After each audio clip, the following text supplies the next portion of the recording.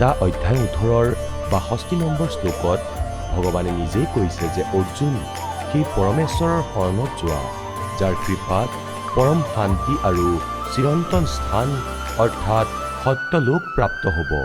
সেইজন পৰমেশ্বৰ কোন, ক'ত থাকে, কেনেকুৱা? এই কথা জানিবলৈ অনুগ্ৰহ কৰি অৱশ্যেই শুনক জগতগুৰু তত্ত্বদৰ্শী সন্ত ৰামপাল গুৰু মহাৰাজৰ অমৃত বচন, সকলো পবিত্ৰ ধৰ্মৰ পবিত্ৰ শাস্ত্ৰৰ আধাৰত। এতিয়া পৰমাত্মাই স্বয়ঙে আহি কৈছে যে অক্ষৰ পুৰুষ এক পেड़ है, सरपुरुष हुआ की डार और तीनों देवा शाखा ये पात रूप संसार। সেই মূল কোন হয়? সেয়া মালিক, যিয়ে ৰচনা কৰিছে। গতিকে এই তত্ত্বদৰ্শী সন্ত এই দাসে এই পৃথিৱীত সকলো সদগ্ৰন্থৰে প্ৰমাণ দিছে যে লক্ষণবোৰ এনেকুৱা সন্তৰ। এতিয়া ইয়াত কি কৈছে? 15 নম্বৰ অধ্যায়ৰ 4 নম্বৰ শ্লোকত, 4ৰ্থ শ্লোকত স্পষ্ট কৰি দিছে যে যি সময়ত তত্ত্বদৰ্শী সন্তক পাই যোৱা আৰু তেওঁ যি তত্ত্বজ্ঞান দিব, সেই তত্ত্বজ্ঞানৰূপী অস্ত্ৰৰ দ্বাৰা এই অজ্ঞানৰূপী খেলিবেলি হৈ থকা হাথৰক ভাঙি অৰ্থাৎ ভালদৰে বুজি তাৰ পিছত সেই পৰমেশ্বৰৰ সেই পৰমপদৰ সন্ধান কৰিব লাগে, যলৈ যোৱাৰ পিছত সাধক আৰু কেতিয়াও সংসাৰলৈ উভতি নাহে। গীতাৰ জ্ঞানদাতাই কৈছে মোৰো জন্ম মৃত্যু হয় অৰ্জুন, আৰু তোমাৰো। গতিকে যেতিয়ালৈকে জন্ম মৃত্যু হৈ থাকিব, মুক্তি হ'ব নোৱাৰে, পৰম শান্তি প্ৰাপ্ত হ'ব নোৱাৰে, শাশ্বত স্থান নাপায় তেওঁলোকে। এতিয়া চাব, ইয়াত গীতাৰ জ্ঞানদাতাই কৈছে 15 নম্বৰ অধ্যায়ৰ 3য় মন্ত্ৰত, ইয়াত কৈছে যে এই সংসাৰৰূপী বৃক্ষৰ স্বৰূপ যেনেকুৱা বুলি কৈছে, তেনেকুৱা ইয়াত বিচাৰ কালত অৰ্থাৎ তোমাৰ আৰু মোৰ গীতাৰ বিবেচনাক মই নাজানো, মই ক'ব নোৱাৰোঁ। কাৰণ ইয়াৰ না আদি আছে না অন্ত আছে। কাৰণ গীতাৰ জ্ঞানদাতাই এই বিষয়ে নাজানে, কাৰণ তেওঁ সৃষ্টিৰ ৰচয়িতা নহয়, আৰু নাতো ইয়াৰ ভাল ধৰণে স্থিতি আছে। ইয়াৰ পৰা সেইবাবে এই সুবিৰুঢ় মূলম, অতি দৃঢ় মূল থকা, এয়া ভুল। অতি দৃঢ় মূল থকা মানে ওপৰত যি লোক আছে, য'ত পৰমাত্মা থাকে, য'ৰ পৰা তেওঁ সকলোৰে ধাৰণ পোষণ কৰে, যি মূল হয় সকলোৰে, সেই লোক দৃঢ়, সেয়া অবিনাশী স্থান, সৎলোক, অলোক লোক, অগম লোক আৰু আকাশ লোক, যাক অনামী লোক বুলিও কয়। সেয়াটো সুদৃঢ় মূল, সুদৃঢ় মূলম। সেই সুদৃঢ় মূল অৰ্থাৎ সেই অবিনাশী স্থানৰ ভগৱানক। এতিয়া চাওক, সুবিৰুঢ় মূলম, অতি দৃঢ় মূল থকা সংসাৰৰূপী আহঁতৰ গছক অৰ্থাৎ সংসাৰৰ তত্ত্বদৰ্শী সৃষ্টিক দৃঢ়েন মানে দৃঢ় অৰ্থাৎ সেই অটল, একেবাৰে সুস্থ। এয়া হ'ল অসংগ শস্ত্ৰেন, তত্ত্ব জ্ঞানৰূপী অস্ত্ৰৰ দ্বাৰা। এয়া বৈৰাগ্য ৰূপ নহয়, অৰ্থ ভুল কৰিছে। তত্ত্ব জ্ঞানৰূপী অস্ত্ৰৰ দ্বাৰা কাটি অৰ্থাৎ তাক ভালদৰে বুজি সেই জ্ঞান অটল। তাৰপিছত 15 নম্বৰ অধ্যায়ৰ এয়া 4ৰ্থ শ্লোক শ্ৰীমদ ভাগৱত গীতাৰ। তাৰপিছত সেই পৰম পদৰূপ পৰমেশ্বৰক ভালদৰে সন্ধান কৰিব লাগে, য'ত যোৱাৰ পিছত পুৰুষ সংসাৰলৈ আৰু কেতিয়াও উভতি নাহে, আৰু যি পৰমেশ্বৰৰ পৰা পুৰাতন সংসাৰ বৃক্ষৰ প্ৰবৃত্তি বিস্তাৰ প্ৰাপ্ত হৈছে, অৰ্থাৎ যিয়ে সকলো সংসাৰৰূপী বৃক্ষৰ ৰচনা কৰিছে, সকলো ব্ৰহ্মাণ্ডৰ ৰচনা কৰিছে, সেই আদিপুৰুষ নাৰায়ণৰ মই শৰণত আছোঁ। এই প্ৰকাৰে দৃঢ় নিশ্চয় কৰি সেই পৰমেশ্বৰৰ মনন আৰু নিদিধাসন কৰিব লাগে। ইয়াৰ পৰা সিদ্ধ হ'ল যে গীতাৰ জ্ঞানদাতায়ো নিজতকৈ বেলেগ কোনো পৰম শক্তি, অভাৰঅল কণ্ট্ৰলাৰ, সকলোৰে উৎপাদক, সৰ্ব উৎপাদক পৰমাত্মাৰেই ভক্তি কৰিবলৈ কৈছে, নিজৰো কৰিবলৈ কোৱা নাই। এতিয়া পুণ্যাত্মাসকল, এই সূক্ষ্ম বেদক বুজাবলৈ এটা শাৰীৰিক আপোনালোকৰ হৃদয়ত স্থাপন কৰিবলৈ কেশেষ 88 नहीं गए और 2400 पर चोखे, 3300 पर तलब है, कोई বকৰা कोई ভোকে। এটা শাৰী বুজাবলৈ আজি 2 ঘণ্টাৰ সৎসংগ চলিছে।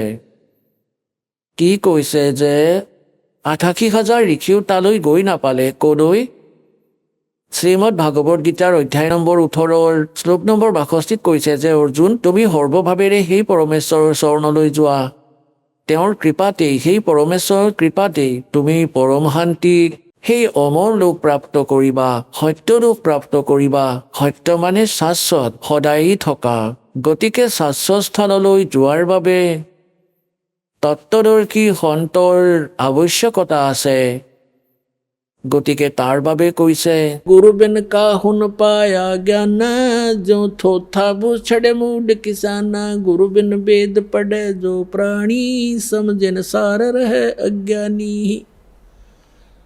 আজিৰ সৎসংগত এইটোৱেই নিৰ্ণয় কৰা হৈ আছে যে যিবোৰ মহাপুৰুষ ঋষি মহৰ্ষিক আমি বহুত বিদ্যান আৰু পৰমাত্মাক প্ৰাপ্ত বুলি ভাবি আছিলোঁ তেওঁলোকেতো বিষ্ণু আৰু শংকৰ ভগৱানক সমৰ্থবান শক্তি বুলি কৈ থাকিলে আৰু দুৰ্গাৰ ভক্তিৰ সাধনাই কৈ থাকিলে আৰু সেই ব্ৰহ্মা বিষ্ণু শংকৰ দেৱীৰ কিমান জ্ঞান আছে আপোনালোকৰ সন্মুখত প্ৰমাণিত হ'ল গতিকে এওঁলোকে মুক্তি কেনেকৈ প্ৰাপ্ত কৰিব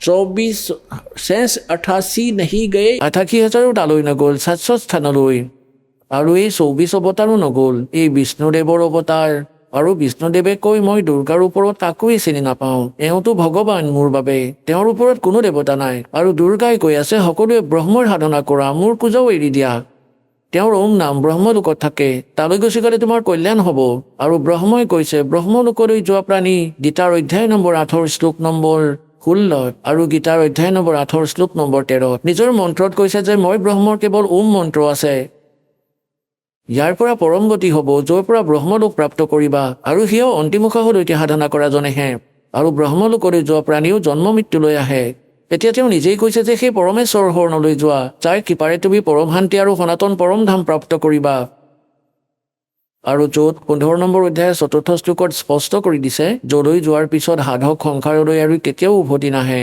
আৰু গীতাৰ জ্ঞানদাতাই কৈছে মোৰো জন্ম মৃত্যু হয় আৰু তোমাৰো গতিকে পুণ্যাত্মাসকল এই এটা কনচেপ্ট ক্লিয়াৰ কৰিবৰ বাবে যে সূক্ষ্মবেদত যি লিখা আছে সেই সকলোবোৰ সত্য আমি অসত্য গ্ৰহণ কৰি থৈছিলোঁ সেইবাবে আমাৰ সত্য আমাৰ ভাল নালাগিল আচহুৱা লাগিল সেই সত্যক সত্য বুলি গ্ৰহণ কৰাবলৈ আপোনালোকৰ হৃদয়ত ইয়াক স্থাপিত কৰিবলৈ ইমানবোৰ সৎসংগ কৰিবলগীয়া হৈছে এতিয়া কি নিষ্কৰ্ষ ওলাল এই যিমানবোৰ অজ্ঞানী আছে আচাৰ্য আছে শংকৰাচাৰ্য আছে অথবা যিমানবোৰ ব্ৰাহ্মণ গুৰু আছিলে আমাৰ অথবা বিশ্বত আজিলৈকে যিমানবোৰ মহাপুৰুষ সন্ত গুৰুপদ পাইছে যিবোৰ মহাপুৰুষক পৰমাত্মাই পাইছিলে তেওঁলোকক এৰি তেওঁলোকৰ নামটো এই দাসে আপোনালোকক কৈছেই যদি এজন দুজনৰ নাম এৰাও গৈছে অথবা পৰিচিত নহয় তেওঁলোকক অৱশ্যেই পাইছিলে তেওঁলোকৰ নিশ্চয় জ্ঞান হ'ব গতিকে তেওঁলোকৰ অতিৰিক্ত কাৰো লগতে যথাৰ্থ জ্ঞান নাই যথাৰ্থ ভক্তি বিধি নাই গতিকে এওঁলোকে মুক্তি কেনেকৈ প্ৰাপ্ত কৰিব আজিৰ প্ৰসংগ এইটোৱেই চলি আছে कि गुरु बिन काहु न पाया ज्ञान जो थोथा भूषड़े मूड किसाना गुरु बिन वेद पढ़े जो प्राणी समझ न सार रहे अज्ञानी एवलोक अज्ञानी आसिले सुर नर मुनि जन 33 करोड़ी बंदे सभी काल की डोरी এই 33 কোটি দেৱতা এই সকল মুনি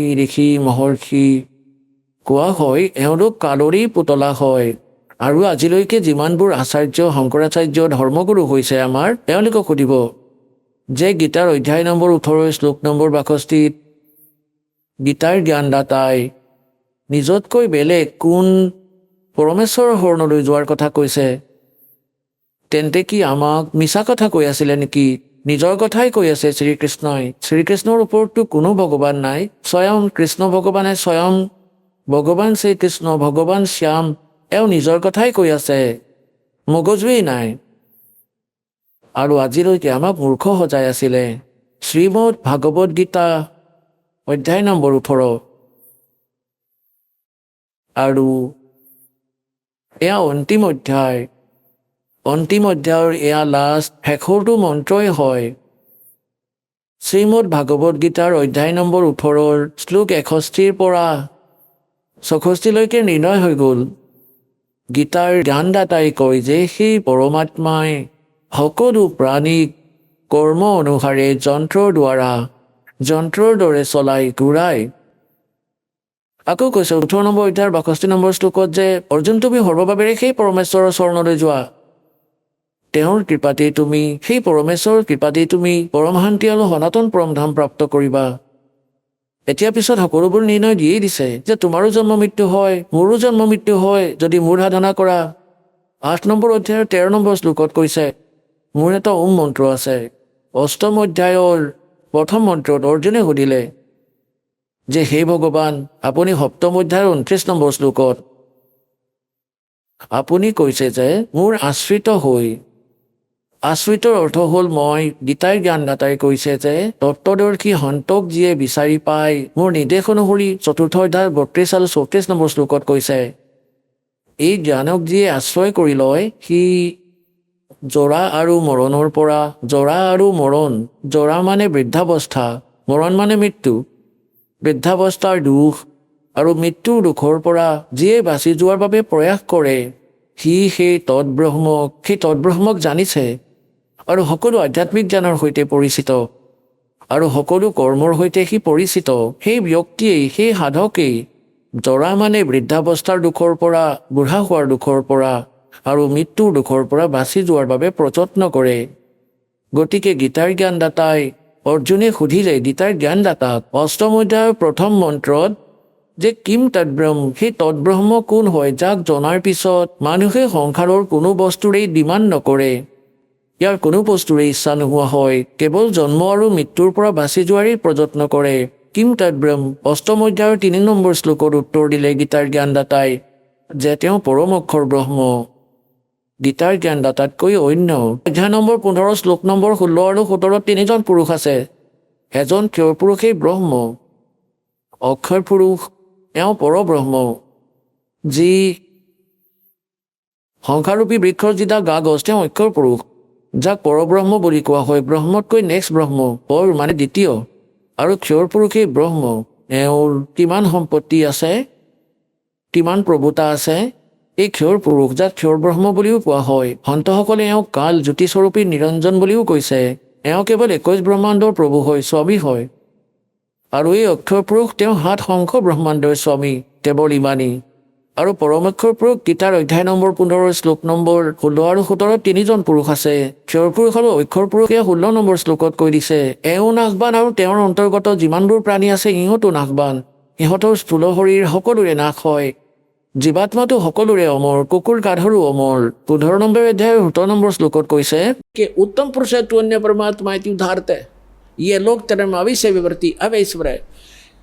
সেই উত্তম পুৰুষ অৰ্থাৎ পুৰুষোত্তম, সেই পুৰুষোত্তমটো কোনো আন হয় যিয়ে তিনিও লোকত প্ৰৱেশ কৰি, যিয়ে সকলোৰে ধাৰণ পোষণ কৰে, যাক পৰমাত্মা বুলি কোৱা হয়, যি বাস্তৱত অবিনাশী। গীতাৰ জ্ঞানদাতাই কয় যে তেওঁ হয় পুৰুষোত্তম, এই দুজনতকৈ বেলেগ। এতিয়া ইয়াত পুণ্যাত্মাসকল 15 নম্বৰ অধ্যায়ৰ 18 নম্বৰ শ্লোকত এই অজ্ঞানীসকলে আপোনালোকক বিচলিত কৰি দিব। এওঁলোকে ক'ব যে গীতাৰ জ্ঞানদাতাই কৈ আছে যে মই লোকবেদত পুৰুষোত্তম ৰূপে প্ৰসিদ্ধ। এওঁ ইয়াত এইটো ক'ব বিচাৰিছে যে মোৰ অন্তৰ্গত যিমানবোৰ প্ৰাণী আছে 21 ব্ৰহ্মাণ্ড, তেওঁলোকতকৈ মই উত্তম, তেওঁলোকতকৈ মই সকলো প্ৰকাৰে উচ্চ হয়, শক্তিটো উচ্চ হয়। যেনেকৈ গীতাৰ অধ্যায় নম্বৰ 7 শ্লোক নম্বৰ 1 পৰা 10লৈকে স্পষ্টভাৱে কৈছে যে বলৱানৰ বলময় হয়, বুদ্ধিমানৰ বুদ্ধিময় হয়। গতিকে এওঁলোক যাৰ অন্তৰ্গত তেওঁলোকৰ ওপৰত কাৰ্য কৰি তেওঁ কৈছে যে এই লোকবেদবোৰত, লোকবেদ মানে দন্ত কথা, যি মুখে মুখে চলি অহা জ্ঞানৰ আধাৰত এই লোকত যি জ্ঞান চলি আছে সেই আধাৰতে মই পুৰুষোত্তম ৰূপে প্ৰসিদ্ধ হৈ আছো। সেইবাবে কাৰণ মই মোৰ অন্তৰ্গত যিমানবোৰ প্ৰাণী আছে তেওঁলোকতকৈ শ্ৰেষ্ঠ। কিন্তু 15 নম্বৰ অধ্যায়ৰ 17 নম্বৰ শ্লোকত তেওঁ স্পষ্টই কৰি দিছে যে উত্তম পুৰুষ তুমি অন্য, উত্তম পুৰুষ মানে পুৰুষোত্তম, তেওঁতো কোনো আন হয়। আৰু সেয়া তত্ত্বদৰ্শী সন্তই ক'ব।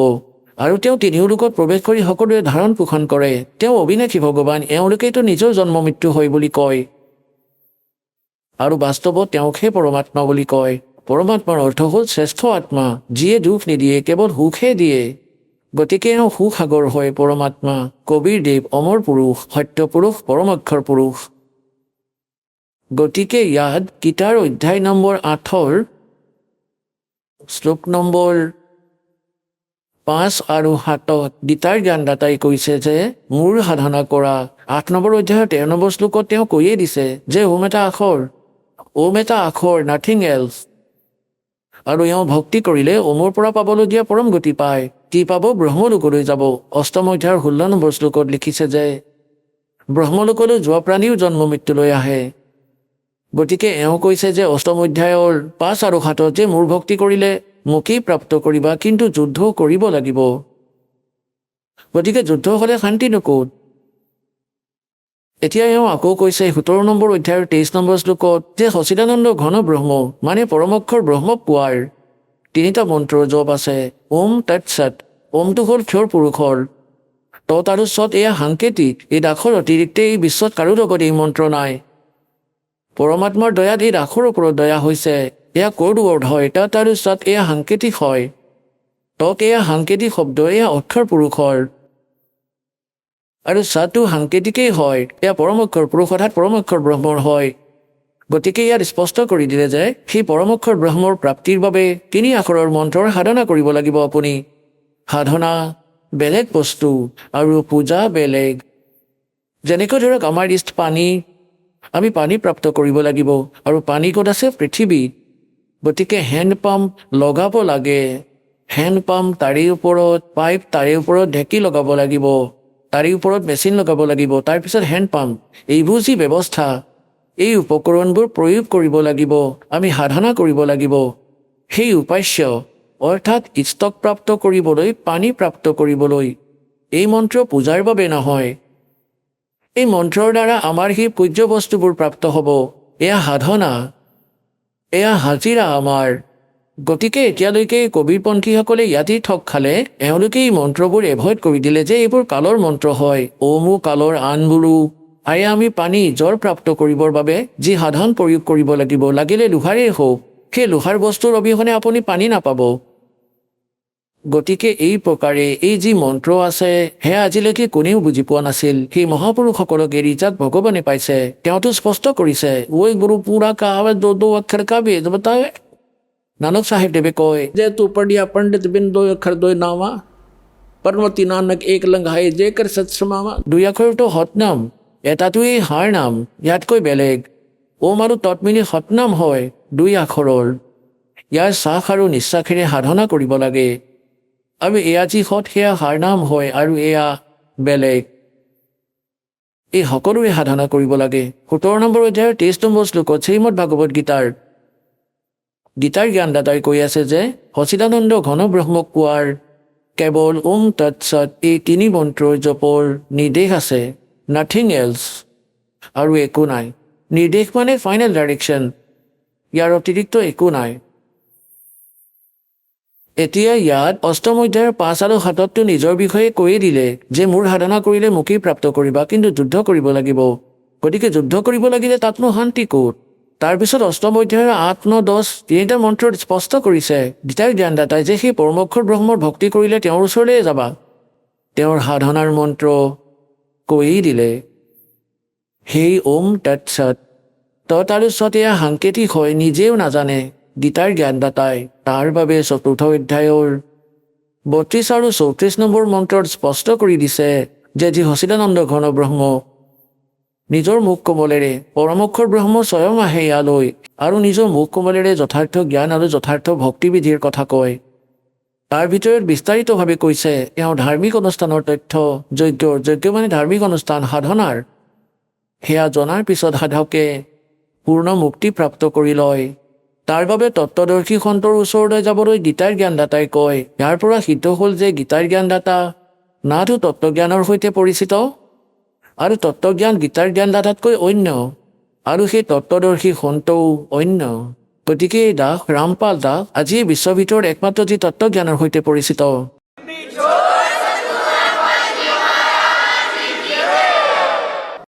এতিয়া যি প্ৰসংগ চলি আছে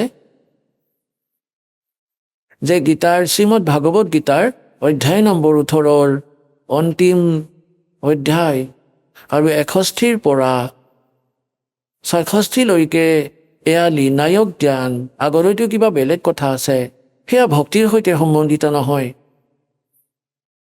এই 61 পৰা 66লৈকে 6টা মন্ত্ৰত, 6-7টা মন্ত্ৰত, এই 6টা মন্ত্ৰত স্পষ্ট কৰি দিছে যে যেনেকৈ 18 নম্বৰ অধ্যায়ৰ 61 আৰু 62 কৰি দিছে, সেই পৰমাত্মা সমৰ্থবান হয়, সকলোকে কৰ্ম অনুসাৰে তেওঁৱেই চলায়, যাৰ যি কৰ্ম সেই অনুসৰি কৰ্ম কৰি থাকে। আৰু সেই পৰমেশ্বৰৰ চৰণলৈ গ'লেহে পৰম শান্তি প্ৰাপ্ত কৰিবা আৰু সনাতন পৰম ধামলৈ গুচি যাবা, যলৈ যোৱাৰ পিছত সাধক আৰু কেতিয়াও সংসাৰলৈ উভতি নাহে। তাৰপিছত কি কৈছে 18 নম্বৰ অধ্যায়ৰ 63 নম্বৰ শ্লোকত কৈছে, গীতাৰ জ্ঞানদাতাই যে অৰ্জুন, এই গীতা ৰূপী জ্ঞান মই তোমাক এক বহুত গুপ্ততকৈও গুপ্ত জ্ঞান, যি আজি মই তোমাক কৈ দিলো। এতিয়া তোমাৰ ইচ্ছা, তুমি যি বিচাৰা তাকেই কৰিব পাৰা। যদি মোৰ শৰণত থাকিব বিচাৰিছা তেন্তে যুদ্ধ কৰিব লাগিব, উঠোৱা অস্ত্ৰ। যদি তেওঁৰ চৰণলৈ যাব বিচাৰিছা তেন্তে তত্ত্বদৰ্শী সন্তৰ সন্ধান কৰা। এই গুপ্ততকৈও গুপ্ত জ্ঞান মই তোমাক দি দিলোঁ। 18 নম্বৰ অধ্যায়ৰ 64 নম্বৰ শ্লোকত গীতাৰ জ্ঞানদাতাই তৎক্ষণাতেই কৈছে যে আৰু এটা গুপ্ততকৈও গুপ্ত জ্ঞান দিওঁ মই তোমাক, শুনা। যে যি 18 নম্বৰ অধ্যায়ৰ 62 নম্বৰ শ্লোকত যে যি পৰমেশ্বৰৰ চৰণলৈ যোৱাৰ কথা মই তোমাক কৈ আছোঁ, তেওঁ মোৰ ইষ্ট দেৱতা, তেওঁ মোৰো পূজ্য হয়। এইটোও গুপ্ততকৈ গুপ্ত ভেদ কৈ দিলোঁ। এতিয়া 18 নম্বৰ অধ্যায়ৰ 63 নম্বৰ শ্লোকত স্পষ্ট কৰিয়েই দিলে যে এই গীতাৰূপী জ্ঞান অতি গুপ্ততকৈও গুপ্ত মই তোমাক কৈ দিলোঁ, সকলো গোপনতকৈও গোপন। আৰু কৈছে যে শুনা, আৰু এটা গোপনতকৈও গোপন কথা কওঁ। 18 নম্বৰ অধ্যায়ৰ 64 নম্বৰ শ্লোকত এওঁ মোৰো পূজনীয় দেৱতা হয়, ইষ্ট দেৱতা হয়। ইষ্ট মে আসি দৃঢ়ম ये पक्कम पक्का नो डाउट। তাৰপিছত 18 নম্বৰ অধ্যায়ৰ 65 নম্বৰ শ্লোকত কৈছে যে অৰ্জুন, যদি মোৰ শৰণত থাকিব বিচাৰিছা, মই সঁচাকৈ কথা দিছোঁ, মোৰ স্মৰণ কৰা, মোক নমস্কাৰ কৰা, মোকেই প্ৰাপ্ত কৰিবা।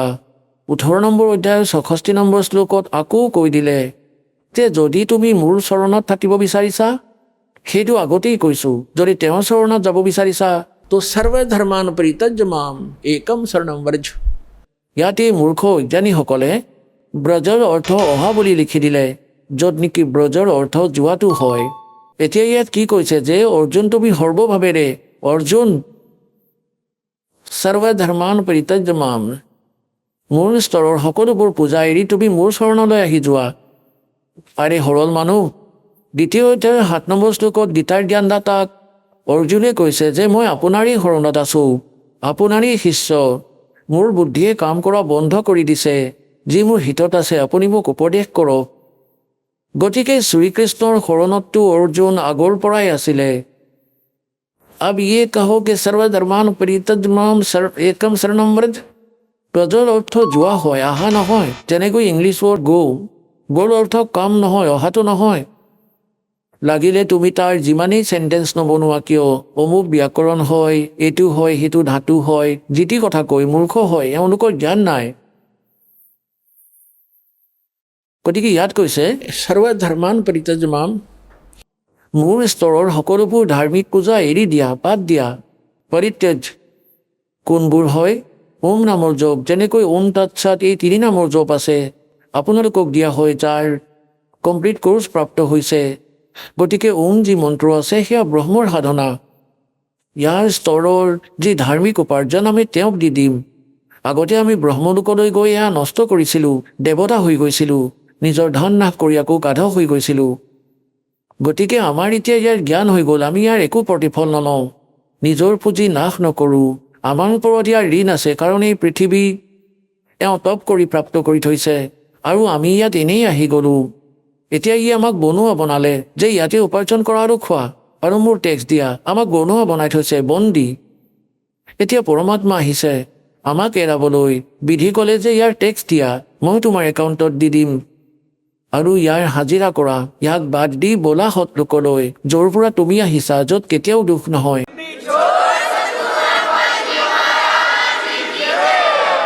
গতিকে আমি কি কৰিম? সৰ্বধৰ্মান পৰিত্যজ্যমাম, এয়াই ইয়াৰ বিধান। এওঁ নিজেই কৈছে মোৰ স্তৰৰ পূজা মোক দি দিয়া, ইয়াৰ প্ৰতিফল নল'বা। আৰু একম শৰণম ব্ৰজ, একম মানে অদ্বিতীয়, যাৰ সমান আন কোনো নহয়, অৰ্থাৎ সৰ্বশক্তিমান পৰমাত্মাৰ চৰণলৈ যোৱা।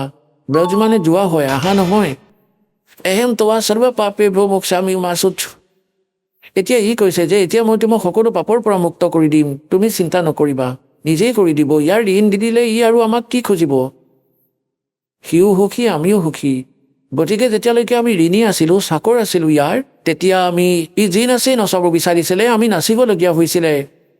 গতিকে এই প্ৰকাৰে যেতিয়া আমি ইয়াৰ পৰা যাম, যেনেকৈ আপোনালোকক প্ৰথম মন্ত্ৰ দিয়া হয়, সেয়া আপোনালোকক ইয়াৰ সাংসাৰিক সুবিধা, টেক্স, যেনেকৈ আপোনালোকে বিদ্যুতৰ কানেকশ্যন ল'লে, টেলিফোনৰ কানেকশ্যন ল'লে, আৰু পানীৰ কানেকশ্যন ল'লে, গেছৰ কানেকশ্যন ল'লে, অথবা কোনোবা বেংকৰ পৰা লোন লৈছে, গতিকে তেওঁলোকক যেতিয়ালৈকে টেক্স ভাড়া দি থাকিব, তেওঁলোকৰ যি চাৰ্জ হয়, তেতিয়া আপুনি সুবিধা পাব।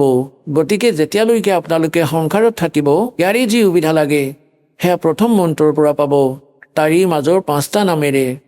আৰু প্ৰথম আৰু শেষৰ যি মন্ত্ৰ আছে, এয়া আপোনালোকৰ ভক্তিত সৎলোকলৈ যোৱা। ভক্তি কৰিলে বেলেগ উপাৰ্জনো যোগ হৈ যায়। এতিয়া এই যি মন্ত্ৰ আছে, প্ৰথম মন্ত্ৰ, ইয়ালৈ কণ্ঠকমললৈকে মুক্ত কৰি দিব। যেতিয়া আপোনালোক ইয়াৰ পৰা যাব, পোনপ্ৰথমে আত্মা মূল কমললৈ যাব, য'ত গণেশদেৱৰ কমল আছে, তেওঁৰ অফিচ আছে, তাত নিজৰ একাউণ্ট ক্লিয়াৰ কৰাব লাগিব।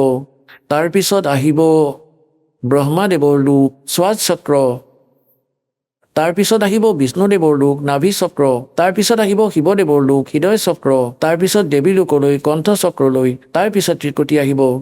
আৰু এই নকলি ৰাধাস্বামীসকলে, ধন সদগুৰুসকলে এনেকৈ কয় যে আমাৰ গুৰুৱে চিধা নাম দিয়ে, চিধা ত্ৰিকুটিলৈ পঠিয়াই দিয়ে।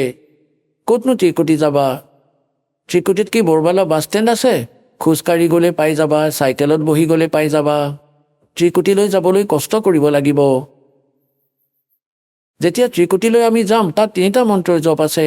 ওম তৎসৎ, ওমৰ একাউণ্টৰ হিচাপ আমি ত্ৰিকুটিত দিম। তাত পৰমাত্মাক পাবা এই দাসৰ ৰূপ, যিয়ে এই দাসক এজ এ গড মানি সঁচা সাধনা দাসসকলে কৰিব।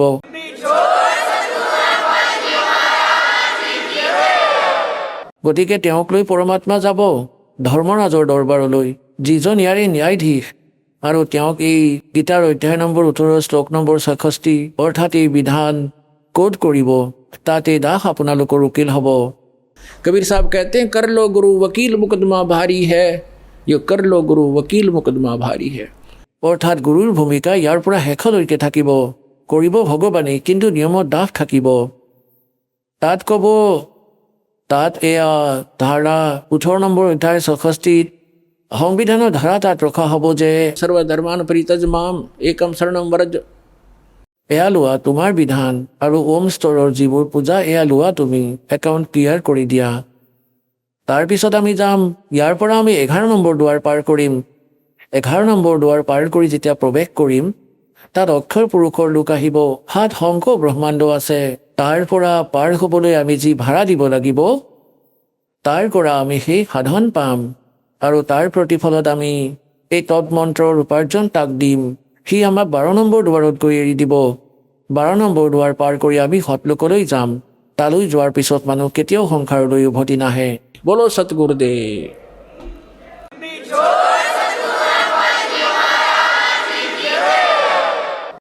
পৰম পিতা পৰমাত্মা পূৰ্ণ ব্ৰহ্ম সৰ্বসৃষ্টিৰ ৰচয়তা কবিৰ পৰমেশ্বৰৰ অসীম কৃপাৰে আপোনালোক সকলো পুণ্যাত্মাৰ সৎসংগ শুনিবলৈ উপস্থিত হৈছে।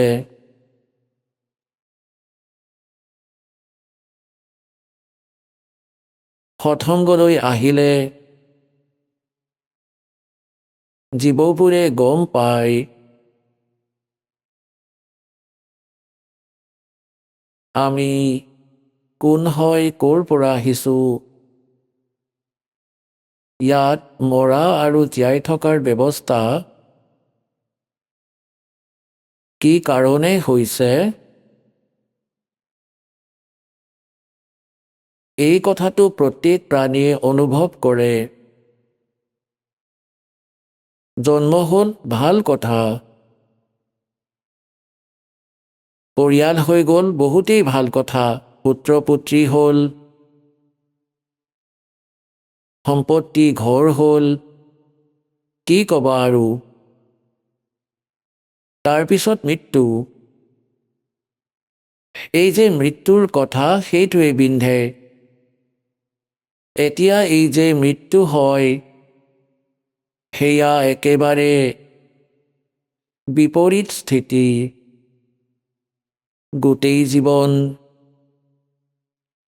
সন্তানৰ পোষণৰ বাবে সম্পত্তি যোৰা লগোৱাত, ঘৰ আৰু মহল বনোৱাত প্ৰাণীয়ে লগাই দিয়ে, আৰু 1 মিনিটৰ পিছত গমেই নাপায় পুত্ৰৰ মৃত্যু হৈ যায়, পুত্ৰী মৰি যায়, বোৱাৰী মৰি যায়, মাকৰ মৃত্যু হয়, সমগ্ৰ পৰিয়ালৰেই নাশ হৈ যায়। গতিকে ইয়াত আমাৰ বুদ্ধি কেতিয়াও নাযায় যে এনেকুৱা কিয় হৈ আছে। আমি ইয়াক এটা পৰম্পৰা বুলি মানি ল'লোঁ যে এনেকুৱা হয়েই। এনেকুৱা হয়, সকলোৰে লগত হয়, সেইবাবে দুখটো লাগেই। কিন্তু বাকী থকাসকলে ভাবে যে আমিতো এতিয়া ভালেই আছোঁ। এনেকুৱা ধৰণৰ কথা ভাবিয়েই আমি ইয়াত জীয়াই আছোঁ।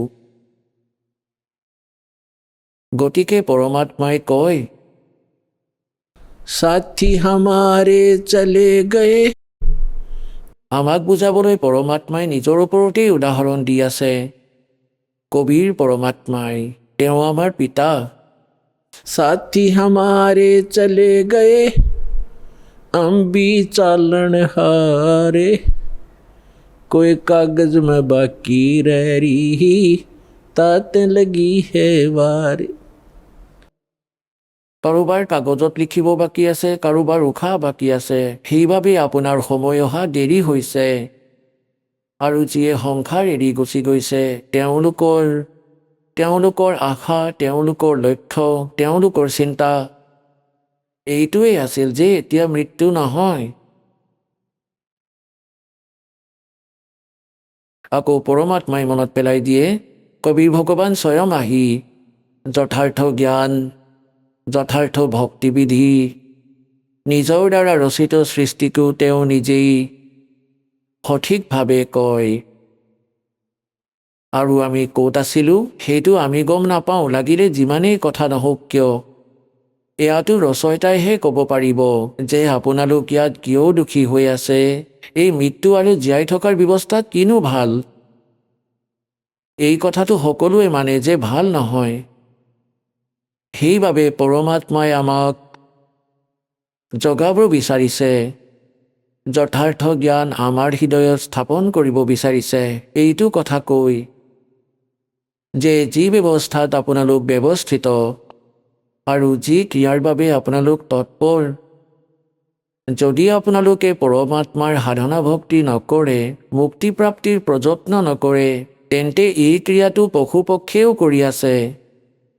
তেন্তে মানৱ শৰীৰৰ আৱশ্যকতা কি আছিল, য'ত পৰমাত্মাই ভাল চিন্তা দিছে, বুদ্ধি দিছে, আৰু সময়ত গৰম ঠাণ্ডা প্ৰাকৃতিক বিপদৰ পৰাও সাৰি যোৱাৰ ব্যৱস্থাও আমি কৰিব পাৰোঁ। তেনেকৈ গৰমৰ পৰা বাচিবলৈ জুপুৰি ঘৰ মহল বনাব পাৰোঁ। ইমানখিনি বুদ্ধি ভগৱানে দিছে। সময়ত আহাৰ কৰিবলৈ আমি আগতেই সংগ্ৰহ কৰি লওঁ, অন্ন একত্ৰিত কৰি লওঁ, আৰু গৰম ঠাণ্ডাৰ পৰা বাচিবলৈও আমি কোনোবা ঝুপুৰি মহল বনাই লওঁ। ইয়াৰ উদ্দেশ্য কি? ইয়াৰ উদ্দেশ্য হ'ল যে এই সুবিধাবোৰ পৰমাত্মাই এই কাৰণে দিছে যাতে আপোনালোকে প্ৰাকৃতিক বিপদবিলাকৰ পৰা ডিষ্টাৰ্ব নহয় আৰু ভক্তি কৰি থাকে যেন। যেনেকৈ পৰমাত্মাৰ প্ৰাপ্তিত এই আত্মা সেই সময়ৰ পৰাই ব্যাকুল, যি সময়ৰ পৰা সেই পৰম পিতাৰ সেই সুখময় স্থলৰ পৰা, সেই সৎ লোকৰ পৰা, অমৰ লোকৰ পৰা বিচ্ছেদ হৈছে, সেই পৰম পিতাৰ পৰা দূৰ হৈছে, সেইদিনাৰ পৰাই ইয়াৰ আভাস হৈ গৈছে যে যি সুখ মই এৰি আহিছোঁ সেয়া ইয়াত নাই। তাৰ সন্ধানত তাৰ পিছত নিজৰ কুবুদ্ধিৰ বাবে জীৱ চিন্তাৰে ভাবিবলৈ আৰম্ভ কৰে, প্ৰযত্ন কৰে। যেনেকৈ কোনোবা নিৰ্ধনীয়ে ভাবে যে ধনবান সুখী হয়, ধনত সুখ আছে, আৰু ধনী ব্যক্তিয়ে সপোনতো সুখ নাপায়। পুণ্যাত্মাসকল, নিৰ্ধনীয়েতো এই কথা মানি নলয় যে ধনবান সুখী নহয়, কিন্তু কোনো ধনবান অৰ্থাৎ মায়াধাৰীক লগ কৰি চাবা, তেওঁৰ ওপৰত কিমান ডাঙৰ সমস্যাৰ পাহাৰ আছে আপুনি ভাবিবও নোৱাৰে। য'ত মায়া আছে তাত শীতলতা থাকিব নোৱাৰে, য'ত অগ্নি জুই জ্বলি আছে তাত শীতলতা থাকিব নোৱাৰে। এই মায়া জুইৰ ভাটা য'ত আছে তাৰ ওচৰত বহি প্ৰাণীয়ে কেতিয়াও শীতলতা অনুভৱ কৰিব নোৱাৰে। ধনী ব্যক্তিয়ে ভাবে যে ৰজাসকল সুখত আছে, ৰজাসকলে সুখ সপোনতো নাপায়। আপোনালোকৰ এনেকুৱা লাগিব পাৰে যে এওঁলোকৰ আগফালে পিছফালে সেনা থাকে, ডাঙৰ ডাঙৰ অধিকাৰীয়ে চেলিউট মাৰি থাকে, এওঁ মহাসুখী চাগে, গাড়ীত অহা যোৱা কৰে, সপোনতো সুখ নাই এওঁলোকৰ। কাৰণ আমি সুখৰ বিষয়ে নাজানোৱেই। আচলতে যি সুখ হয়, ৰজাসকলে ভাবে যে ওপৰৰ এই দেৱতাসকল সুখী হয়, স্বৰ্গত থকাসকল। স্বৰ্গৰ দেৱতাসকলে ভাবে ইন্দ্ৰ সুখী, যিজন দেৱৰাজ হয়, যিজন দেৱতাসকলৰ ৰজা। আৰু দেৱৰাজে ভাবে যে ব্ৰহ্মা বিষ্ণু মহেশ্বৰ সুখী হয়, আৰু ব্ৰহ্মা বিষ্ণু মহেশ্বৰে কয় আমি সপোনতো সুখ নাপাওঁ। আপোনালোকে ভগৱান বিষ্ণুৰ বাণী পঢ়িছে চাগে, বহুবাৰ শুনাইছোঁ মই। দেৱী ভাগৱতৰ প্ৰথম স্কন্ধত শ্ৰী বিষ্ণুদেৱে নিজেই স্বীকাৰ কৰিছে, ব্ৰহ্মাদেৱক কৈ আছে যে মই বেছিভাগ সময় তপ কৰিয়েই থাকোঁ, আৰু তপৰ পৰা মই বেটেৰী চাৰ্জ কৰি সিদ্ধি প্ৰাপ্ত কৰি আকৌ ৰাক্ষসবোৰৰ লগত যুদ্ধ কৰোঁ, আৰু যদি কেনেবাকৈ অলপ সময় পাওঁ তেতিয়া লক্ষ্মীৰ লগত সুখৰ সময় কটাওঁ। তেন্তে কি সুখ পালেনো তেওঁ? পৰমাত্মাই কয়, ঝুঠে সুখ কো সুখ কহে, ये मान रहा मन मोदे, सकल चबीना काल का, कुछ मुख में कुछ गोदे।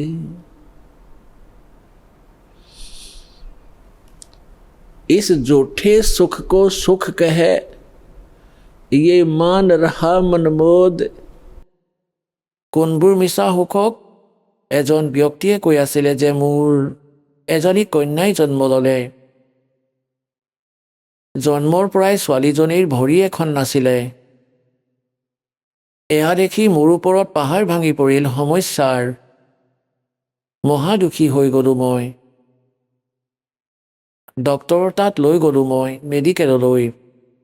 যিটো ৱাৰ্ডত মোৰ ছোৱালীজনী ভৰ্তি কৰাইছিলোঁ তাত এনেকুৱা ৩-৪টা কেছ আৰু আছিলে। তেতিয়া মোৰ অলপ সকাহ হ'ল যে মোৰ দৰে আৰু দুখী মানুহ আছে। কওক, ইয়াৰ পৰা কি লাভ পালেনো তেওঁ? নিজৰ মনতেই মানি ল'লে যে আনো দুখী আছে, ময়ো দুখী আছোঁ, গতিকে কোনো কথা নাই। তেন্তে সেই দুখ পাতল হ'ল জানো? তেন্তে কি ভৰিখন আহি গ'ল নেকি ছোৱালীজনীৰ? গতিকে পুণ্যাত্মাসকল, এনেকুৱা বেয়া লোকত আছোঁ আমি। ইয়াত সুখ নামৰ বস্তু নাই। আমি ইজনে আনজনক দুখত দেখি তাতকৈ কম দুখ হওক বা তাৰ সমান হওক আমি সকাহ বুলি মানি লওঁ, কাৰণ বিকল্প নাই।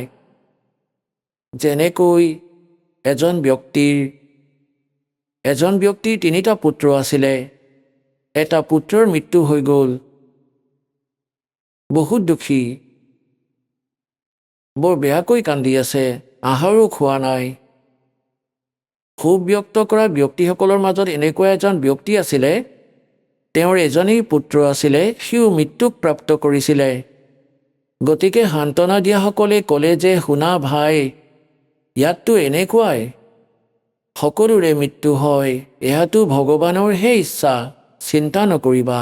চোৱা এওঁক, এইজন ভাই বহি আছে, এওঁক চাই জীয়াই থাকা। এওঁৰ মাত্ৰ এটাই সন্তান আছিল, তাৰে মৃত্যু হৈ গ'ল। সিওতো নিজৰ সময় ব্যতীত কৰি আছে ধৈৰ্য ধাৰা। তেতিয়া সেই ব্যক্তিৰ অলপ চেতনা আহিল, হাত মুখ ধুলে, অলপ পিছত খাদ্যও খালে। এতিয়া তেওঁ এইটো সুখ বুলি মানি ল'লে যে চোৱা, এই বেচেৰাজনৰ মাত্ৰ এজনেই পুত্ৰ আছিল আৰু সিও মৰিল, মৃত্যুক প্ৰাপ্ত কৰিলে। ভাগ্য ভাল, মোৰতো তিনিটা আছিলে, মোৰ এটাহে মৰিছে, দুটাটো বাচিয়ে আছে, তাকেই সুখ বুলি মানি ল'লে। তেন্তে সন্তানটো উভতি আহিলনে? तो यहाँ परमात्मा कहते हैं झूठे सुख को सुख है ये मान रहा मनमोद और सकल चबीना काल का कुछ मुख में कुछ गोद। परमात्मा मनोत पेलाई दिए, भाई तन दर सुखिया कोई न देखा, जो देखा सो दुखिया हो, उदय अस्त की बात करते हैं, मन सबका किया विवेक का हो, सबका किया विवेक का हो। घाटे बाधे सब जग दुखिया, के गृहस्थी बैरागी हो, लाभ हानि से सब कोई दुखिया, के गृहस्थी बैरागी हो।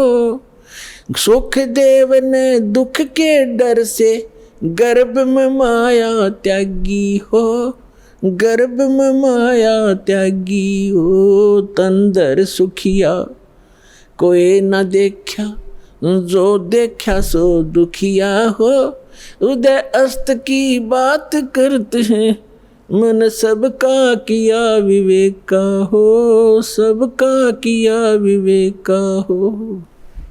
भाई जंगम दुखिया जोगी दुखिया, तपस्वी को दुख दूना हो, जंगम दुखिया जोगी दुखिया, तपस्वी को दुख दूना हो।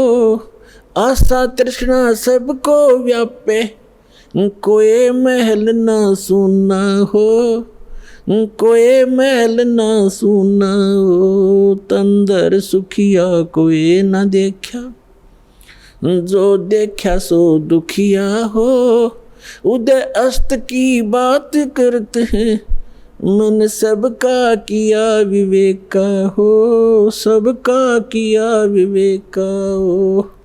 भाई साच कहूँ तो जग ना माने, पर झूठ कही ना जाई हो। साच कहूँ तो ये जग ना माने, पर झूठ कही ना जाई हो।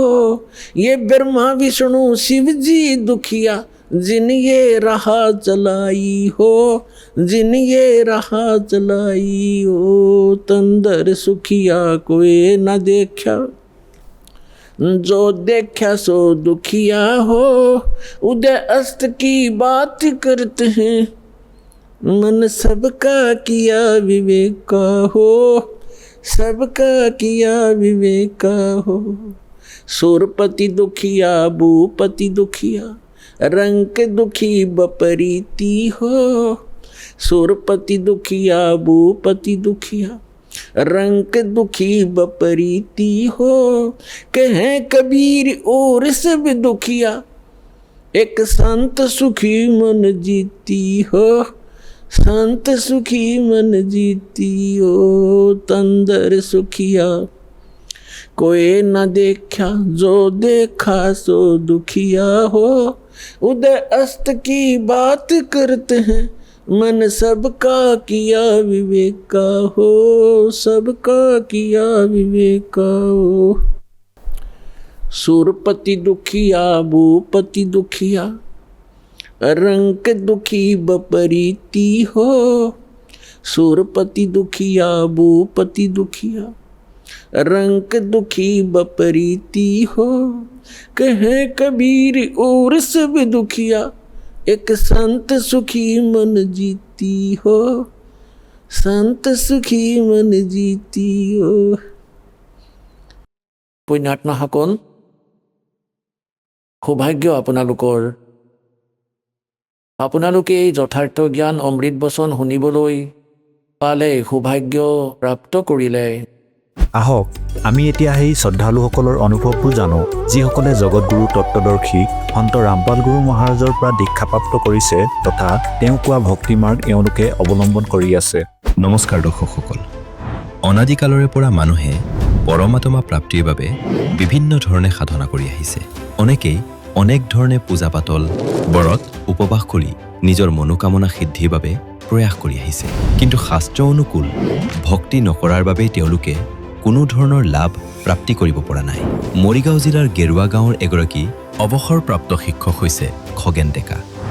খগেন ডেকাই ২৭ বছৰ ধৰি কৃষ্ণগুৰুৰ পন্থত থাকি কৃষ্ণৰ গুণানুকীৰ্তন নাম প্ৰসংগ আদি পৰম্পৰাগত ভক্তি সাধনা কৰি আছিল। কিন্তু সেই ভক্তিৰ দ্বাৰা কোনো ফল প্ৰাপ্তি নোহোৱাত তেওঁ জগতগুৰু সন্ত ৰামপাল গুৰু মহাৰাজৰ পৰা নাম উপদেশ গ্ৰহণ কৰি প্ৰকৃত তত্ত্বজ্ঞানৰ সৈতে পৰিচিত হৈ পৰে আৰু বিভিন্ন প্ৰকাৰে লাভান্বিত হয়। ২০০৮ চনৰ পৰা হাৰ্টৰ ৰোগৰ বাবে প্ৰতিমাহে ৩,০০০ টকাৰ ঔষধ খাব লগা হৈছিল আৰু বাহিৰত ওলাই মেলি যাবলৈও ভয় কৰিছিল, জানোচা পৰি মেলি যায়। কিন্তু সন্ত ৰামপাল গুৰু মহাৰাজৰ ওচৰত দীক্ষা লোৱাৰ পাছত ঔষধ নোখোৱাকৈয়ে সুস্থ হৈ থকাৰ লগতে নিশ্চিন্ত মনে বাহিৰত ঘূৰা ফুৰাও কৰিব পাৰে। আচলতে সন্ত ৰামপাল গুৰু মহাৰাজে তেওঁলোকক কেনেধৰণৰ ভক্তি প্ৰদান কৰে যাৰ ফলত তেওঁলোকে ইমান লাভ পাবলৈ সক্ষম হয়। আহক জানো তেখেতৰ মুখৰ পৰা। নমস্কাৰ ছাৰ। নমস্কাৰ। ছাৰ কি নাম আপোনাৰ? খগেন ডেকা। ছাৰ আপুনি ক'ৰ পৰা আহিছে? মৰিগাঁও জিলা গেৰুৱাৰ পৰা আহিছোঁ। ছাৰ আপুনি কি কৰে? মই অৱসৰপ্ৰাপ্ত শিক্ষক। আপুনি সন্ত ৰামপাল গুৰু মহাৰাজৰ পৰা নাম দীক্ষা কেতিয়া লৈছিল? ২০১৯ চনৰ ২৯ ডিচেম্বৰত লৈছিলোঁ। সন্ত ৰামপাল গুৰু মহাৰাজৰ পৰা নাম দীক্ষা লোৱাৰ আগতে আপুনি কেনেধৰণৰ ভক্তি সাধনা কৰিছিল? মই আগতে ২৭ বছৰ কৃষ্ণগুৰুত আছিলোঁ। কৃষ্ণ গুণানুকীৰ্তন কৰা, নাম কীৰ্তন কৰা আৰু কৃষ্ণগুৰুৰ নাম লোৱা তাকে কৰি আছিলোঁ। ছাৰ আপুনি ক'লে যে আপুনি সন্ত ৰামপাল গুৰু মহাৰাজৰ পৰা নাম দীক্ষা লোৱাৰ আগতে আপুনি কৃষ্ণ গুৰু পন্থত আছিলে, হিন্দু সমাজত প্ৰচলিত পৰম্পৰা হিচাপে ভক্তি সাধনা কৰি আছিলে। সেই সাধনা কৰি থকা পিছত ছাৰ আপুনি কিবা লাভ পাইছিলনে? আমি আগত যি কৃষ্ণগুৰু পন্থত যি সাধনা কৰি আছিলোঁ তাৰ পৰা আমি কোনো লাভ হোৱা নাই। আমি নোলোৱাৰ আগত যি আছিলোঁ কৃষ্ণগুৰুৰ নাম লোৱাৰ পাছতো সেই একেই আছোঁ, কিন্তু তাৰ কোনো পৰিৱৰ্তন হোৱা নাছিলে। শাৰীৰিক হওক, মানসিক হওক, আধ্যাত্মিক হওক, তাৰ পৰা কোনো লাভ পোৱা নাই। আপুনি সন্ত ৰামপাল গুৰু মহাৰাজৰ শৰণলৈ কিয় আহিব লগা হ'ল?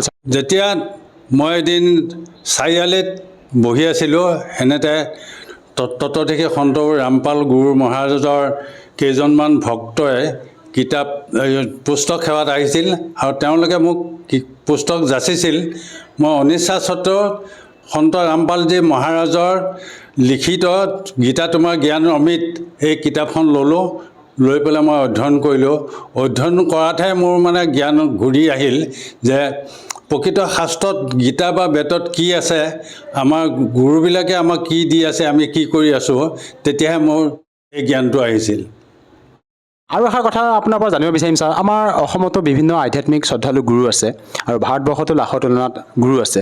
তেনে ক্ষেত্ৰত ছাৰ আপুনি সন্ত ৰামপাল গুৰু মহাৰাজকে যে গুৰু হিচাপে ধাৰণ কৰিলে, অসমৰ অন্য গুৰুৰ ওচৰলৈ আপুনি যাব পাৰিলে হয় দীক্ষা ল'বৰ বাবে, কিয় আপুনি সন্ত ৰামপাল গুৰু মহাৰাজকে গুৰু হিচাপে ধাৰণ কৰিলে ছাৰ? এইটো শাস্ত্ৰত আছে, গীতা শাস্ত্ৰত আছে 16 নম্বৰ অধ্যায় 23 নম্বৰ শ্লোকত যে শাস্ত্ৰবিধি অনুসাৰে যি পুৰুষে ভক্তি সাধনা যদি নকৰে, মন মনা আচৰণে যদি ভক্তি সাধনা কৰে, তেওঁ কোনো লাভ হ'ব নোৱাৰে। কিন্তু আমি যি সাধনা কৰি আছিলোঁ সেই সাধনা আমি শাস্ত্ৰ কোনো সন্মত নহয়, কোনো শাস্ত্ৰত কৃষ্ণগুৰুৰ নাম নাই, এই কথাটো আমি উপলব্ধি কৰিব পাৰিলোঁ। আৰু আপুনি আগতে যি সাধনা কৰি আছিলে আৰু বৰ্তমান যি সাধনা কৰিছে, সেই সাধনাৰ মাজত পাৰ্থক্য কি ছাৰ? আপুনি আগতে যিবিলাক কৰি আছিলে সেই সাধনা আৰু বৰ্তমানৰ সন্ত ৰামপাল গুৰু মহাৰাজে আপোনাক যি প্ৰদান কৰিছে তাৰ মাজত কি পাৰ্থক্য ছাৰ? কৃষ্ণগুৰুৰ সাধনা কৰি থাকোঁতে ধৰ্ম মানে হ'ল সত্য আৰু অহিংস, তাৰ পৰা পৰিৱৰ্তন হ'ব লাগে। কিন্তু কৃষ্ণগুৰুত থাকোঁতে নে আমি সন্ত হ'ব পাৰিলোঁ, নে অহিংস হ'ব পাৰিলোঁ, নে নিচামুক্ত হ'ব পাৰিলোঁ, নে শাকাহাৰী হ'ব পাৰিলোঁ। কিন্তু সন্ত ৰামপাল মহাৰাজৰ চৰণলৈ অহাৰ লগে লগে আমি শাকাহাৰী হ'ব পাৰিছোঁ, নিচামুক্ত হ'ব পাৰিছোঁ আৰু অহিংসাই পৰম ধৰ্ম, ইয়াক আমি সঠিকভাৱে পালন কৰিব পাৰিছোঁ আৰু জীৱ হত্যা আৰু জীৱ হিংসা তাৰ পৰা আমি আঁতৰি থাকিব পাৰিছোঁ। আৰু সন্ত ৰামপাল গুৰু মহাৰাজে প্ৰকৃততে কেনেধৰণৰ ভক্তিবিধি প্ৰদান কৰে আপোনালোকক, যাৰ দ্বাৰা নেকি আপোনালোকে ইমানবোৰ লাভ পাব পাৰিছে? কেনেদৰে সম্ভৱ ছাৰ? তত্ত্বদৰ্শী সন্ত ৰামপাল মহাৰাজে যি ভক্তি সাধনাৰ কথা উল্লেখ কৰিছে, তেওঁ আমাৰ যিবিলাক সৎগ্ৰন্থ আছে, সেই সৎগ্ৰন্থবিলাকত থকা তত্ত্ববিলাক আঙুলি দি দেখুৱাই গৈছে যে আমি কেনেকৈ পৰমাত্মাক পাব পাৰিম, আমি কি সাধনা কৰিব লাগিব, কেনেধৰণৰ আমি গুৰু ল'ব লাগিব, এই কথাখিনি আমি তেওঁৰ পৰা অৱগত হৈছে, আমি সেইমতে সাধনা কৰি আছোঁ। আৰু আপোনালোকৰ সন্ত ৰামপাল গুৰু মহাৰাজে পৰমাত্মা বুলি কাক স্বীকৃতি দিয়ে? এই কথাটো পৰমাত্মা তত্ত্বদৰ্শী সন্ত গুৰু ৰামপাল মহাৰাজৰ পৰা আমি এই কথা অৱগত হ'ল যে জ্ঞান গংগা পুস্তক পঢ়ি পেলাই আৰু গীতা তোমাৰ জ্ঞান অমৃত, তাৰপৰা আমাৰ এইটো বুজিব পাৰিলোঁ যে কবিৰ পৰমাত্মা যে প্ৰকৃততে পৰমাত্মা, তেওঁ অবিনাশী, তেওঁৰ জন্ম মৃত্যু নাই, তেওঁ অজন্মা, আৰু তেওঁ যেতিয়া প্ৰয়োজন হয়, পৃথিৱীত যেতিয়া অধৰ্ম হয় আৰু দুষ্টক দমন কৰিবৰ কাৰণে আৰু শান্তি স্থাপন কৰিবৰ কাৰণে তেওঁ সুখৰিয়ে আহে আৰু সুখৰিয়ে যায়। এই কথাখিনি তেতিয়াৰ পৰা আমি অৱগত হ'লোঁ। আৰু তাত উল্লেখ আছে বেদত যে কবি পৰমাত্মাই হ'ল পৰমেশ্বৰ হয়, এই কথাটো বেদত আমি সন্ত ৰামপাল গুৰু মহাৰাজে এই কথাটো আমাক উল্লেখ কৰি দেখুৱাই দিছে, আমি সেইটো চাইছোঁ আৰু সেই প্ৰমাণটো আমি তাতো পাইছোঁ। আৰু আমাৰ অসমত যিজনা গুৰু শংকৰ গুৰুজনে যেতিয়া দ্বিতীয়বাৰ তীৰ্থ ভ্ৰমণলৈ গৈছিল, তেতিয়া তেওঁ তাত এটা মই কথা পালোঁ যে কবিৰ ভেটি দৰ্শন। সকলোৱে কৈ আছিল যে কবিৰ যৌৱন অৰ্থাৎ মানে মুছলমান, যদি মুছলমানে হয় তেতিয়াহ'লে গুৰুজনাই শংকৰ গুৰুজনাই কবিৰ ভেটিত দৰ্শন কৰি দণ্ডবোধ কিয় কৰিলে, এই প্ৰশ্নটো আহিল। কিন্তু তাৰ পাছত গম পালোঁ এজন শিষ্যই ৰামৰায় নামে এজনে তেওঁ তাত দণ্ডবোধ নকৰিলে মুছলমান বুলি, কিন্তু বাকী সকলোৱে দণ্ডবোধ কৰি পেলাই গুচি আহিল। তাৰ পাছত বাটত আহি ৰামৰায় তেওঁ চকুৰে নেদেখা হ'ল, গুৰুজনাক ক'লে, শংকৰ গুৰুজনে ক'লে যে তুমি তাত গৈ পেলাই ক্ষমা খোজা আৰু তাত দণ্ডবোধ কৰি আহা। দণ্ডবোধ কৰি অহাৰ পাছতে তেওঁ চকুৰে দেখিলে, দেখাৰ পাছত শিষ্যসকলে শংকৰ গুৰুজনাক সুধিলে যে আমি শুনিছোঁ যে কবিৰ পৰমাত্মা, কবিৰ তেওঁ যৌৱন অৰ্থাৎ মুছলমান, তেতিয়া কি কাৰণত আমি তাত দণ্ডবোধ কৰিবলগীয়া হ'ল? তেতিয়া কথা গুৰুচৰ্য্য 153 পৃষ্ঠাত ধুনীয়াকৈ গুৰুজনাই লিখি কৈ গৈছে যে কবিৰ পৰমাত্মা ঈশ্বৰ অৱতাৰ বিৰাট ব্ৰহ্ম অংশে আহিছে। এতিয়া আমিও ক'ব নালাগে, শংকৰ গুৰুজনে তাত উল্লেখ কৰি থৈছে যে কবিৰ পৰমাত্মা হয়। ছাৰ, আপুনি জনালে যে কবিৰ পৰমাত্মা হয় আৰু শ্ৰদ্ধালু শংকৰদেৱে এই কথা লিখি থৈ গৈছে বুলি আপুনি ডাঠি কৈছে, কিন্তু আমাৰ হিন্দু সমাজত প্ৰচলিত পৰম্পৰা হিচাপে আমাৰ হিন্দু সমাজে ব্ৰহ্মা বিষ্ণু মহেশকে অজৰামৰ বুলি ভক্তি সাধনা কৰি আহিছে। এই কথাষাৰ কেনেকৈ নুই কৰিব যে ব্ৰহ্মা বিষ্ণু মহেশ অজৰামৰ নহয় বুলি? ইয়াৰ কিবা প্ৰমাণ আছে নেকি ছাৰ আপোনাৰ হাতত? আমি তত্ত্বদৰ্শী সন্ত গুৰুজনাৰ পৰা আমি গম পালোঁ, তেওঁৰ লিখিত পুস্তক জ্ঞান গংগা আৰু গীতা তোমাৰ জ্ঞান অমৃত, তাত স্পষ্টকৈ তাত ধুনীয়াকৈ উলিয়াই থৈ দিছে। শ্ৰী দেৱী ভাগৱত পুৰাণত ধুনীয়াকৈ আছে ব্ৰহ্মা বিষ্ণু মহেশৰ বিষয়ে, তেওঁলোক যে অজৰামৰ নহয়, তেওঁলোকৰ জন্ম মৃত্যু আছে। তেওঁলোকে নিজেই তাত তেওঁলোকৰ মাক ব্ৰহ্মা বিষ্ণু মহেশৰ মাক দুৰ্গাক সুধিছে যে আমি আপোনাৰ পৰা অৱগত হৈছোঁ, জন্ম লৈছোঁ, আমাৰ জন্ম মৃত্যু আছে, কিন্তু তোমাৰহে জন্ম মৃত্যু নাই। এই কথাখিনি আমি তাৰপৰা গুৰুজনাই লিখিত পুস্তকত আমি পাইছোঁ, আৰু আপোনালোকে সেইটো চাই ল'ব পাৰে। ছাৰ, যিহেতু আপুনি জনালে প্ৰমাণৰ সৈতে কৈছে যে কবিৰ পৰমাত্মা হয়, ব্ৰহ্মা বিষ্ণু মহেশৰ জন্ম মৃত্যু হয়, এই কথাষাৰ আপুনি ব্যক্ত কৰিলে। ছাৰ, আপুনি যি সাধনা কৰি আছে বৰ্তমান, সেই সাধনাৰ দ্বাৰা আপুনি বহু উপকৃত হৈছে। আপোনাৰ জীৱনত এনেকুৱা আৰু অন্য কিবা লাভ পাইছে নেকি ছাৰ আপুনি? তত্ত্বদৰ্শী সন্ত ৰামপাল গুৰু মহাৰাজত শৰণ লোৱাৰ পাছত আমাৰ অনুভৱ হৈছে যে আমি এটা কথা জানো যে মানৱ জাতিৰ দুবাৰ জন্ম হয়, এবাৰ মাতৃগৰ্ভৰ পৰা, এটা আধ্যাত্মিক গুৰুৰ পৰা। আধ্যাত্মিক গুৰুৰ পৰা দীক্ষা লোৱাৰ পাছতে মানুহৰ মানে জন্ম পায়, সেইদিনাখনৰ পৰা তেওঁৰ জন্ম আৰম্ভ হয়, আৰু সেইদিনাখনৰ পৰা তেওঁ ঈশ্বৰ ভক্তি যেতিয়া কৰিব তেতিয়াৰ পৰাই তেওঁ মানৱ জন্ম বুলি ক'ব পাৰি। যিহেতু আপুনি জনালে যে এজন মনুষ্য যেতিয়া সদ্গুৰু ধাৰণ কৰে তেতিয়া তেওঁ প্ৰকৃত মানৱ জীৱন পায় বুলি আপুনি কৈছে, কিন্তু আমাৰ বৰ্তমান এই আধুনিকতাৰ এই যুগত গুৰু ধাৰণ নকৰাকৈ বহুতে ভক্তি সাধনা কৰি আছে। আচলতে গুৰু ধাৰণ কৰাৰ কি প্ৰয়োজন কি? আচলতে ছাৰ, গুৰু ধাৰণ নকৰাকৈ ভক্তি সাধনা কৰিব পাৰি? নাই, এইটোতো আমি শাস্ত্ৰত পাইছোঁ, ৰাম অৱতাৰ, ত্ৰেতা যুগৰ ৰাম অৱতাৰ তেওঁ ভগৱান বুলি কৈছে, দ্বাপৰত কৃষ্ণ অৱতাৰ তেওঁ ভগৱান বুলি কৈছে। এই দুই ভগৱানে মানৱ দেহ লৈ পেলাই অৱতাৰ যিহেতুকে লৈছে, তেওঁলোকেতো আধ্যাত্মিক গুৰু লৈছে, সেইফালৰ পৰা আমি ক'ব পাৰোঁ যে আমি মানৱ শৰীৰ যেতিয়া জন্ম ল'ম তেতিয়া আমাক গুৰুৰ প্ৰয়োজন হ'বই। এটা আধাৰ নহ'লে কেতিয়াও আমি সফলতা লাভ কৰিব নোৱাৰিম। ছাৰ আপুনি সন্ত ৰামপাল গুৰু মহাৰাজৰ পৰা নাম দীক্ষা লোৱাৰ পিছত আৰু অন্য কিবা লাভ পাইছেনে? সন্ত ৰামপাল মহাৰাজৰ দীক্ষা লোৱাৰ পাছত আধ্যাত্মিকভাৱে আৰু শাৰীৰিকভাৱে মোৰ যথেষ্ট লাভ পাইছোঁ। যেনেকৈ মোৰ 2008 চনত মোৰ হাৰ্ট এটেক হৈছিলে, তেতিয়াৰ পৰাই সন্ত ৰামপাল মহাৰাজৰ শৰণ নোলোৱাৰ আগত প্ৰতি মাহে 3-4 হাজাৰকৈ মই ঔষধ খাইছিলোঁ। কিন্তু তেওঁ শৰণ লোৱাৰ পাছত আজিলৈকে মই সেই ঔষধ গ্ৰহণ কৰা নাই। আৰু আগত যিটো ভয় আছিলে, মই আগতে ঘৰৰ পৰা ওলাব নোৱাৰিছিলোঁ যে মই ক'ৰবাত কিজানি মৰি যাম নেকি বা খুব দুৰ্বল হৈ যাওঁ। কিন্তু এতিয়া পৰমাত্মাৰ দীক্ষা লোৱাৰ পাছত, প্ৰকৃত ভগৱান পোৱাৰ পাছত এতিয়া এনেকুৱা এটা মানে শৰীৰৰ বল পাইছোঁ যে বিন্দাছ ঘূৰি ফুৰিছোঁ, কিন্তু কোনো ধৰণৰ অসুবিধা হোৱা নাই আজিলৈকে ঔষধ নোখোৱাকৈ। ছাৰ এইটো আচৰিত কথা, এজন সন্তৰ পৰা নাম দীক্ষা লোৱাৰ পিছতে আপোনাৰ হৃদৰোগত যি বহুত দিন ধৰি আপুনি আক্ৰান্ত হৈ আছিলে, কিন্তু সেই মাৰাত্মক ৰোগৰ পৰা আপুনি পৰিত্ৰাণ পাইছে তেখেতৰ পৰা নাম দীক্ষা লোৱাৰ পিছতে। এইটো কেনেকৈ সম্ভৱ ছাৰ? আচলতে কি ভক্তিবিধি প্ৰদান কৰে আপোনালোকক সন্ত ৰামপাল গুৰু মহাৰাজে, যাৰ দ্বাৰা নেকি আপুনি উপকৃত হৈছে? নহয়, এইটো হ'ল মানে শাস্ত্ৰৰ সত্য ভক্তি। আদি সনাতন ধৰ্ম যিটো আছিল, আমি বৰ্তমান সমাজবিলাকে, বৰ্তমান গুৰুবিলাকে যিবিলাক ভক্তি সাধনা কৰি আছে, কিন্তু সেই ভক্তি সাধনা আদি সনাতন ধৰ্মত এই ৰাম কৃষ্ণ এইবিলাক জন্ম নোহোৱাৰ আগত কি ধৰ্ম আছিলে আৰু কেনেধৰণৰ ভক্তি সাধনা কৰিছিল।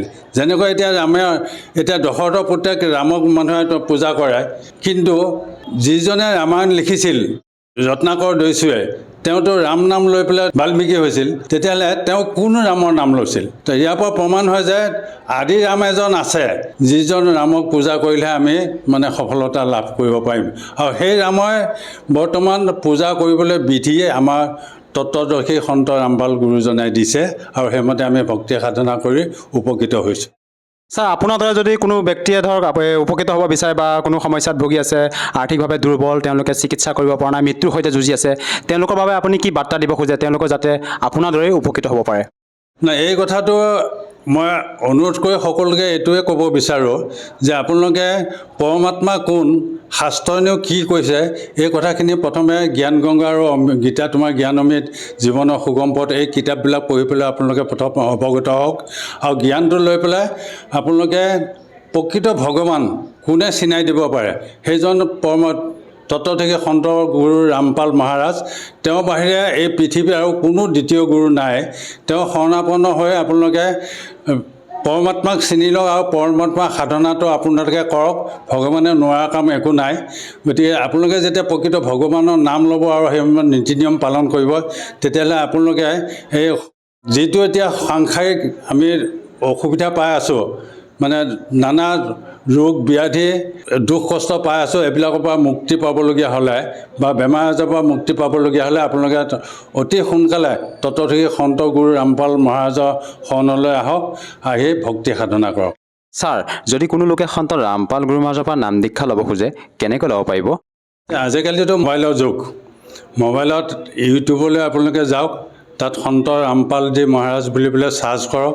সেই চাৰ্চ কৰিলে তেখেতৰ সৎসংগ আহিব, সেই সৎসংগৰ তলত নম্বৰ আহিব, সেই নম্বৰত ফোন কৰিলে ওচৰত কোন নামদান কেন্দ্ৰ আছে, সেই নামদান কেন্দ্ৰ অনুসন্ধান পাব, আৰু তালৈ গৈ পেলাই আপোনালোকে নাম দীক্ষা ল'ব পাৰিব। নাম দীক্ষা লওঁতে ছাৰ টকা পইচা কিবা লোৱা হয় নেকি? নাম দীক্ষা ল'বলৈ কোনো টকা পইচাৰ দৰকাৰ নহয়, সেইটো বিনামূলীয়াকৈ নাম দীক্ষা ল'ব পাৰি। ধন্যবাদ থাকিল ছাৰ। ধন্যবাদ।